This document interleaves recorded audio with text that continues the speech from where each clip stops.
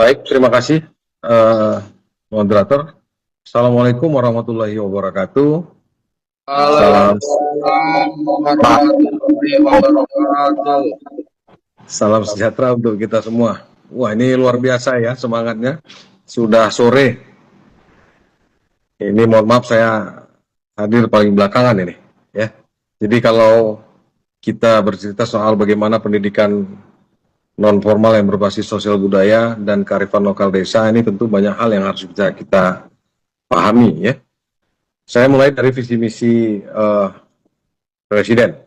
Ada dari 8 visi misi Presiden ini, ada 2 yang berkaitan langsung dengan kita di desa, yaitu adalah soal memperkuat pembangunan sumber daya manusia, sains, teknologi, pendidikan, kesehatan, prestasi olahraga, kesetaraan gender, serta penguatan peran perempuan, pemuda, dan penyandang disabilitas.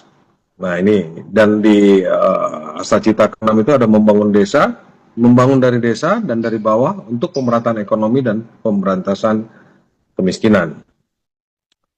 Nah ini juga masuk di program prioritas ke-14, ya, memperkuat pendidikan sains dan teknologi. Ini arah kebijakannya adalah pendidikan non formal yang memegang peran kunci sebagai komplemen pendidikan formal, khususnya dalam keterampilan praktis dan teknologi, serta intervensi kebijakannya adalah penguatan pendidikan non formal berbasis sosial budaya dan kearifan lokal. Ada 12 rencana aksi kerja kementerian, ya. Ini diantaranya soal pemuda pelopor, kemudian sinkronisasi program atau konsolidasi program kementerian lembaga yang masuk ke desa. Ini banyak sekali sebenarnya ya.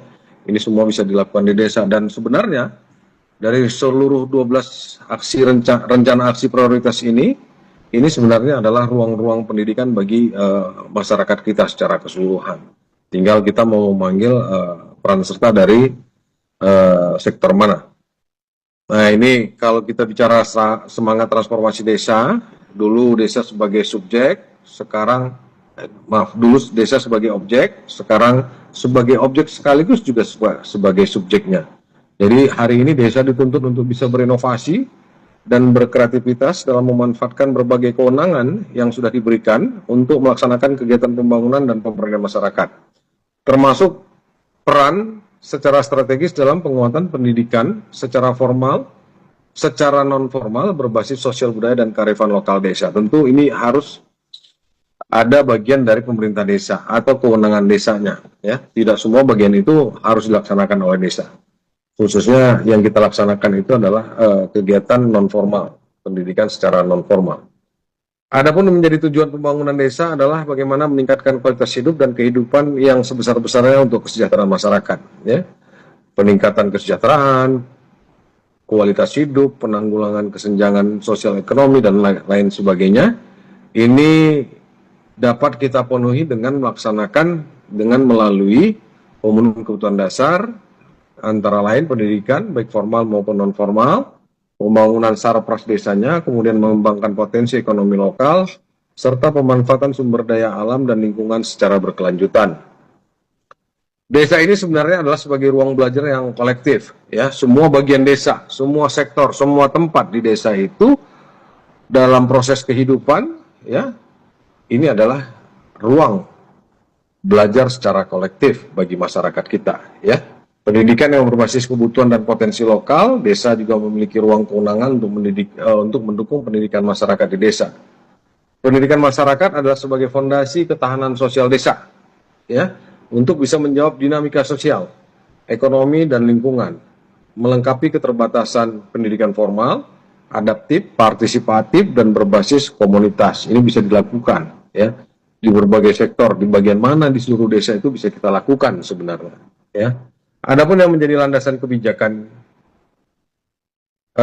ini adalah di SDGs desa, di Permendas 21, SDGs desa yang mengarah di SDGs desa adalah arah pembangunan desa dan pemberdayaan masyarakat. Ya, ini di SDGs keempat, pendidikan desa berkualitas. Bahkan kembali saya sebutkan bahwa 17 tujuan SDGs ini sebenarnya adalah bagian dari tempat belajar bagi seluruh masyarakat desa, ya, di sektor non formal tentunya, ya. SDGs desa ini adalah pembangunan total atas desa yang harus dirasakan manfaatnya oleh seluruh warga desa tanpa terkecuali.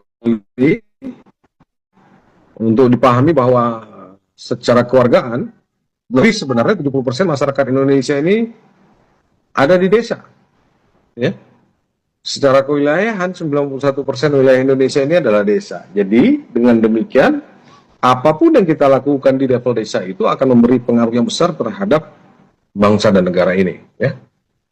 Melokalkan SDGs global dan nasional ke dalam SDGs desa ini bertujuan agar pembangunan desa itu benar-benar komprehensif dan terukur untuk bisa menjawab tantangan dan berbagai permasalahan yang ada di desa. Selain itu juga SDGs secara partisipatif diharapkan mampu mendorong dan memastikan agar seluruh masyarakat di desa itu dapat terlibat di dalam musyawarah desa. Nah, ini musyawarah desa sekali lagi ini adalah ruang belajar bagi masyarakat desa secara keseluruhan sebenarnya. Adalah sebagai proses perencanaan, pelaksanaan pembangunan desa dan pemberdayaan masyarakat di desa. Di SDGs keempat, pendidikan desa yang berkualitas, ini disebutkan ya bahwa implementasi SDGs keempat ini adalah melalui desa peduli pendidikan yang dimaknai sebagai ikhtiar yang sungguh-sungguh dari pemerintah dan masyarakat desa untuk menempatkan isu pendidikan, terutama penguatan layanan non-formal sebagai salah satu prioritas dalam pembangunan desa yang sesuai dengan kewenangan desa. Sekali lagi saya sebutkan sesuai dengan kewenangan desanya. Kemudian ini bisa terwujud jika keterlibatan unsur ataupun kelompok masyarakat yang peduli terkait penguatan pendidikan, baik formal maupun non-formal, ini bisa bersama-sama untuk melaksanakan kegiatan, termasuk relawan yang mengawal penguatan pendidikan non-formal berbasis sosial budaya dan kearifan lokal desa. Mulai dari perencanaan sampai dengan musyawarah desa untuk menetapkan RPJMDes-nya atau RKP desanya agar terdapat program kegiatan terkait pendidikan non-formal yang didanai oleh APBDes. Jadi musyawarah desa itu sebagai ruang belajar juga untuk menetapkan kebijakan strategis di level desa terkait dengan pendidikan non-formal. Ya.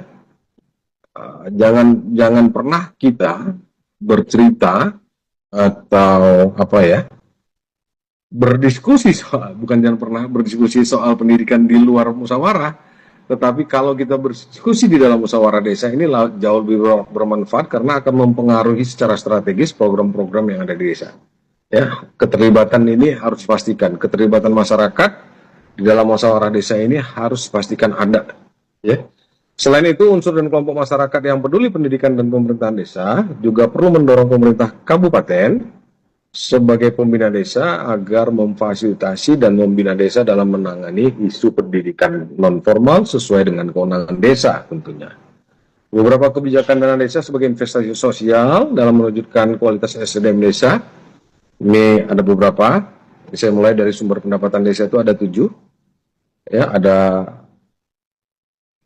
PADes, alokasi APBN, pajak, alokasi dana desa, hibah, bantuan keuangan dari kabupaten kota, bahkan kalau memang bisa dipastikan dana desa atau unsur-unsur yang tadi itu bisa mempengaruhi pendapatan desa lain, pendapatan desanya, pendapatan asli desa. Nah, ini harus dipastikan.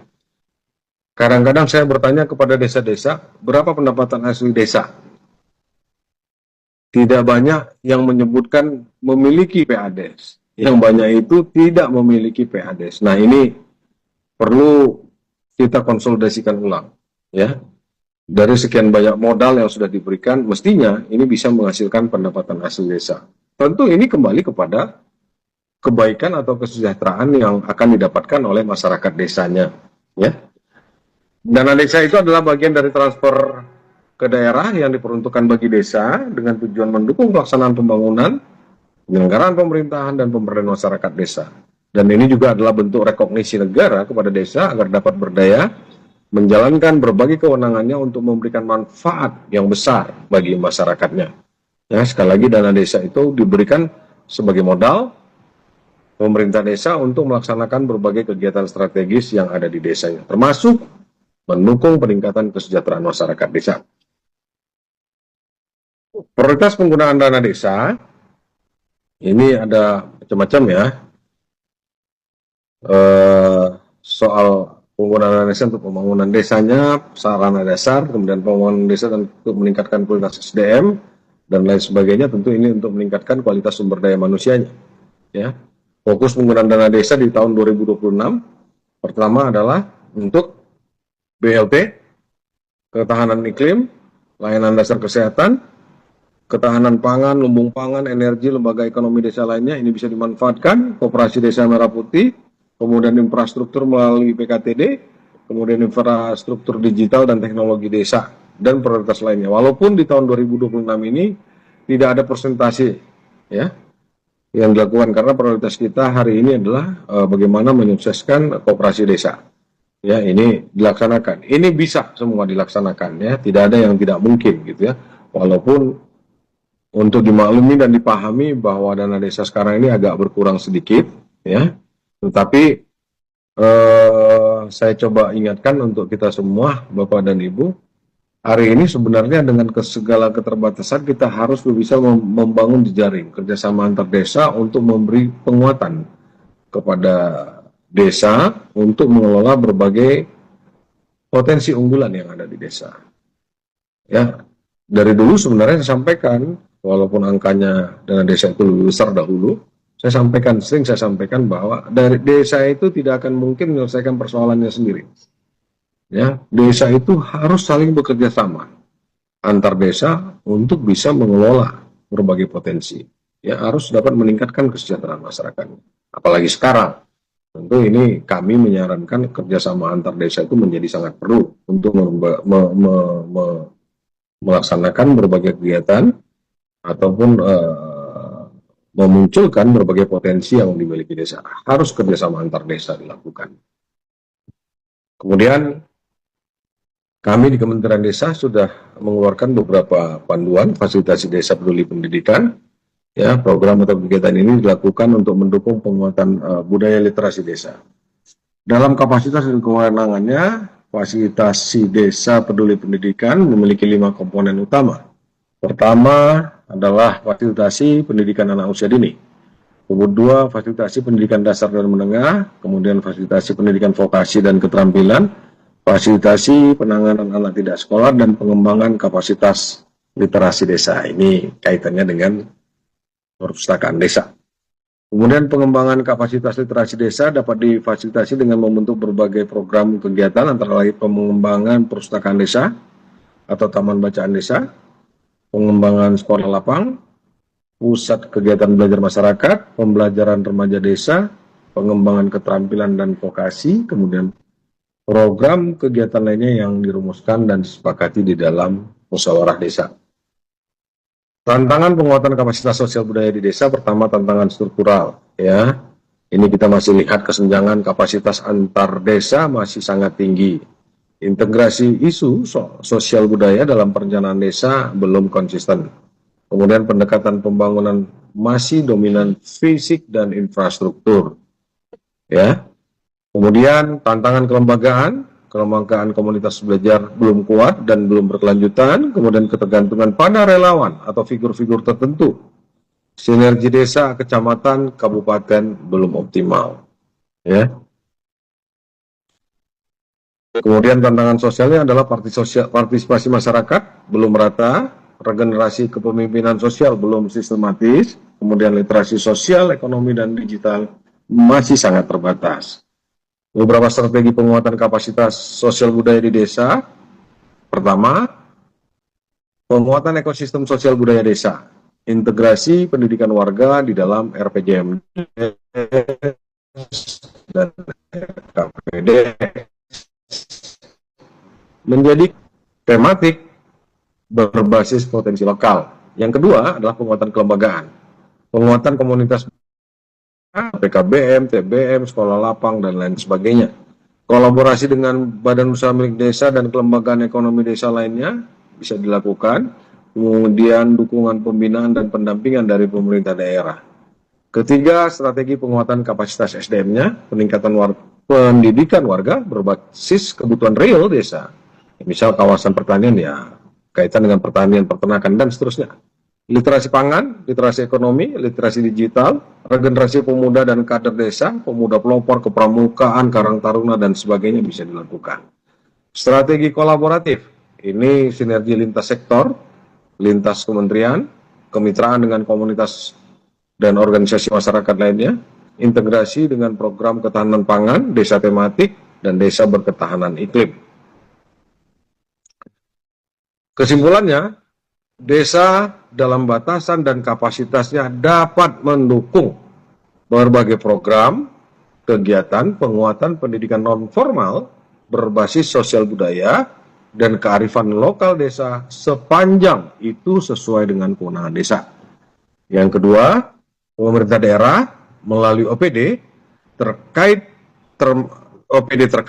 termasuk kecamatan perlu melakukan fasilitasi melalui pembinaan, pengawasan, dan pendampingan dalam perencanaan, pelaksanaan, dan pemantauan program kegiatan yang dilakukan oleh desa, sebagaimana yang diamanatkan di dalam undang-undang dan peraturan pelaksanaan lainnya. Jadi, supra desanya itu harus melakukan konsolidasi dahulu, ya, untuk melihat sebenarnya kecamatan atau wilayah atau klaster ini kebutuhannya apa sih sebenarnya, ya. Nah, dari konsolidasi itu dilakukan identifikasi, kemudian kelanjutannya untuk bisa melakukan berbagai kegiatan sesuai dengan kebutuhan, ya. Kemudian tokoh penggiat pendidikan, relawan, dan perwakilan kelompok organisasi yang bergerak di dalam isu pendidikan serta unsur masyarakat lainnya dapat atau harus berpartisipasi aktif dalam tahapan pembangunan pemberdayaan masyarakat desa untuk mendorong mengadvokasi desa agar bisa memfasilitasi program atau kegiatan penguatan pendidikan non-formal berbasis sosial budaya dan kearifan lokal desa. APBDes termasuk dana desa dapat digunakan untuk mendukung program atau kegiatan tersebut sepanjang merupakan kewenangan desa, serta diusulkan dan disepakati di dalam musyawarah desa. Sehingga demikian, Bapak dan Ibu, singkat dari saya kembalikan ke